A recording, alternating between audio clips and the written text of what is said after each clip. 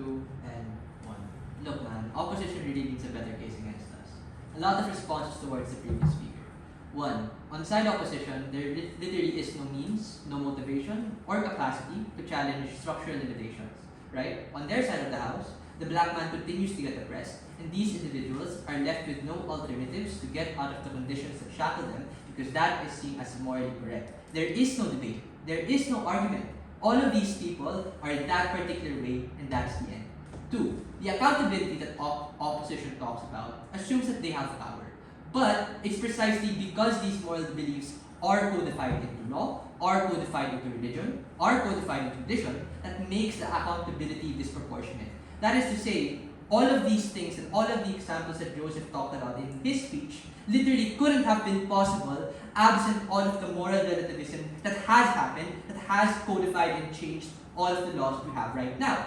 So, if the main metric that we're talking about is on accountability and all of these things that can protect a disproportionate amount of people, it's probably on our side that's better well kept. Third, even if we take what opposition says to be true, that their case is correct, it only really applies in the best amount of cases where everyone makes the most optimal choices and everyone makes the most optimal decisions. But it's precisely because people are subjective, people are hedonistic, and people are selfish that we can protect ourselves by knowing the full extent of what they can choose and are capable of, and to call them out accordingly. TLDR, right? We have the capacity to call out bad actors and, potentially make them improve because, maybe their actions were not that bad or it was contextualized in a particular way. On their side of the house, it's very, shallow in which the decision-making process is made. Fourthly, debate literally is a moral relativist act, right? We go on Discord and we listen to people to have, who have a different and diverse set of beliefs, aside from us. And we're not doing this to figure out who is the most correct, right? But on who can prove their argument and broad system of beliefs the most.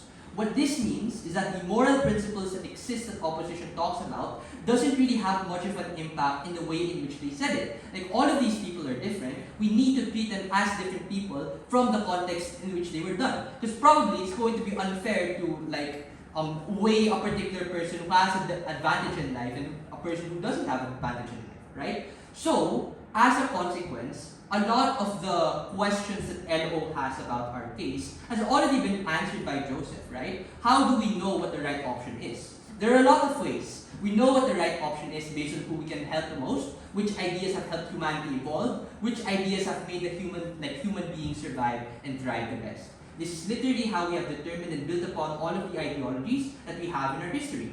Contrast this to side opposition, where they can't even define what the moral absolute set of beliefs are. I think that alone makes their case severely less credible, insofar as they don't tie back the actual core to their case. What's the extension? Why moral relativism has led to the development and advancement of human thought, and why people on our side of the house are just on average better able to facilitate in discourse and to call out all of these bad actors. The first mechanism is just on basic human empathy. The problem here in this particular motion is that people are complicated, not just in the acts they do, but in the incentives that allow them to act and in the context on which they are able to act. This is a pretty unique problem, given that you cannot weigh the morality of a person who lives and experiences his life in the context of an indigenous tribe, the morality of a person from the 19 or 1850s, and the morality of a person today. There exists no clear particular standard between these three people because, like it or not, we are molded by the circumstances that surround them.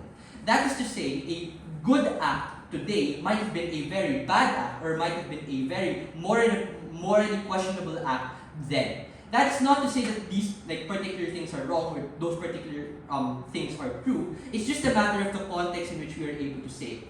Why is this particularly important, and why is this something that can be changed or can be excused?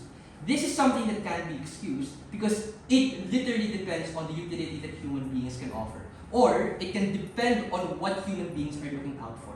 This is the same reason and same justification as to why all of the major changes that have happened in human history have been made, because they've seen the problem, they've seen how unfair everything is, and they did changes in the codified law of expression to explain that. That is to say, on our side, more people are just more likely to be empathetic, And you have a lot more reason for that empathy because you can change the system of beliefs that guide them. On their side of the house, I don't think you can particularly do that, right? Because if everything that they say is true and that everything exists has a particular reason and you can't argue your way out of it, then you literally leave all of these people with more complex emotional standards or more complex opportunities out in the field and just simplify what their human experience is. Before the second mechanism, I'd be happy to take a POI. 3, 2, 1. Cool. The second mechanism is on the right and strength of discourse, which is a hammering point home of what OG is talking about. Because on our side of the house, it's very possible and super clear that the ability for a person or for a group of people to contradict or to contrast what another set of beliefs are is just a lot more powerful. You are just far more able to do it as a consequence of you having a equally true and equally valid set of beliefs. If the question is, well, how do we weigh against that, or how do we weigh values against each other, then we can turn to what has happened in the past and we can turn to the majority view, or we can turn to what literally is currently existing right now. The differentiating factor between opening government and all of opposition bench is that we allow all of these things and all of these benefits to occur. That is to say, we are able to go on the long term, right? Every single person or every single human being has an opportunity to have their mistakes or have their entire life be weighed at least more favorably and more fairly to them, as opposed to the arbitrary narratives and arbitrary standards that opposition wants to lie on. On our side of the house, it's far more likely that people are more happy, given that the moral relativist argument allows them to have some form of happiness. Maybe their circumstances are not the best. Maybe their circumstances are quite badly disproportionate against them. But even then, you can find happiness in the context of your life, and even then, you have the ability to change it. On opposition, you really don't have that. For all of those reasons, very proud to go with opening